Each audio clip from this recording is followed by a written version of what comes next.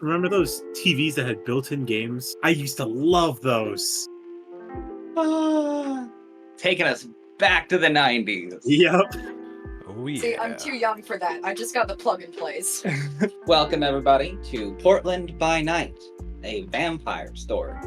During the last session, we met our newest kindred, Jackson. Shortly after his embrace, we met the mysterious Dimico, who intercepted him before any harm could be done to Jackson, and took him at the instruction of a patron named Isabella Zaslevskaya to the Scarlet Lounge, a home for a few anarchs across the border.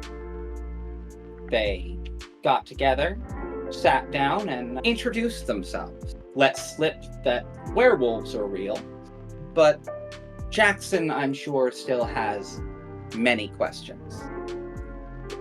As I'm going up the list here, check your desires, see if you have any damaged willpower, and check your ambitions. Zen, how's Fox doing on ambition? What is Fox's current ambition?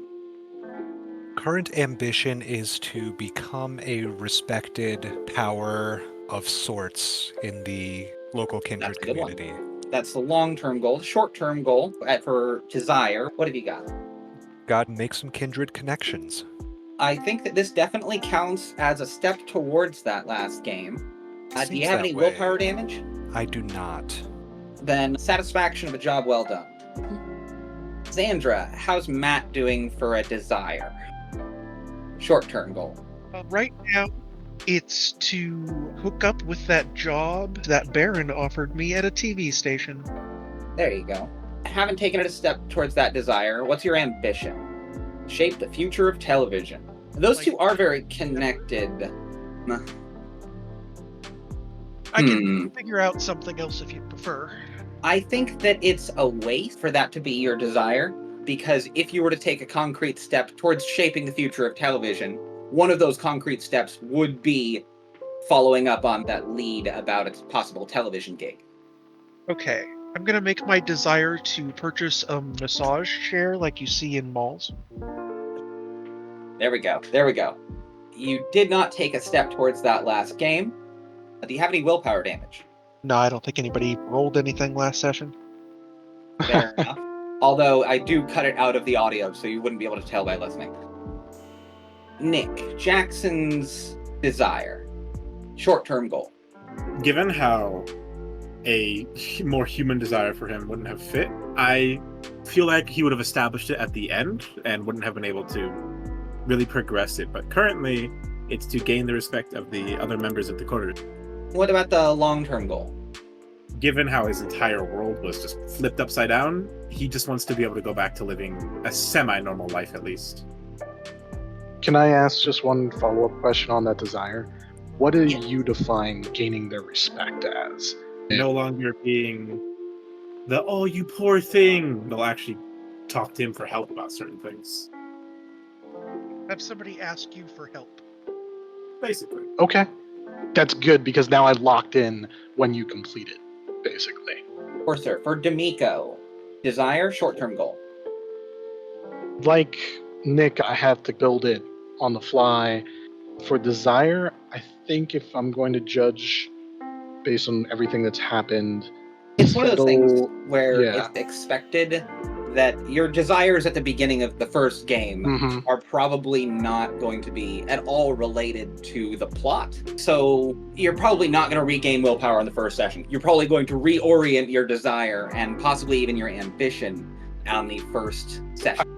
I have a lock on the ambition, I think. But the desire is a little bit trickier. For the desire, I think he will consider himself to have gotten what he wants when he is accepted by the coterie as an ally. They have to either let him join the coterie or at least trust him enough. I did take some willpower damage, so I would happily work towards that. His ambition is to help Isabella, get her art gallery that she wants.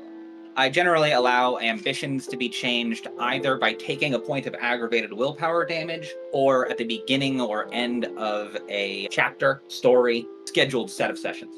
Desires can be changed at the beginning or end of any session. I do want to change my ambition, raising myself and Fox up to basically barony. Either way works for me. Your desire. Desire is going to be trying to figure out where Dimico came from. No, Jackson's sire. We'll go with that first, because that's more of a Pressing what the fuck issue. mystery. Yeah. At least Dimico seems courteous. He's gracious, polite enough. I don't think anybody here has taken any damage except for Nick took a Jackson's level of got- superficial. Yeah, Yeah, he's got some Jackson straight levels. bruises. Which are visible on you. Folks can take note of the fact that you haven't healed it because you don't know how. Exactly. Hunger checks. Anybody above 1 hunger? I'm at 2. Dang, might be 0. Elsewise, most of you are feeling all right. Thankfully for Jackson, the beast is silent. Yeah, my stomach's all quiet, courtesy of my annoying ass neighbor. Courtesy of Miss Bennington.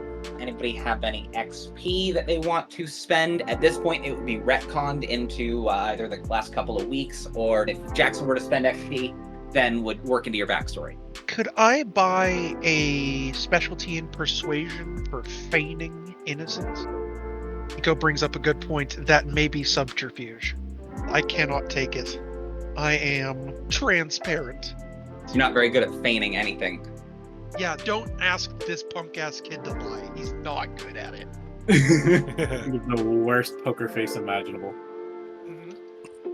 Cutting out his tongue is a real option sometimes. Yeah, I've done you it. can regrow it. In the vein of what vampires can and cannot do, we shall get back to the dingy office of the Scarlet Lounge. There's a little printer, what looks to be an electronic typewriter, some filing cabinets, and a bunch of costumes in boxes.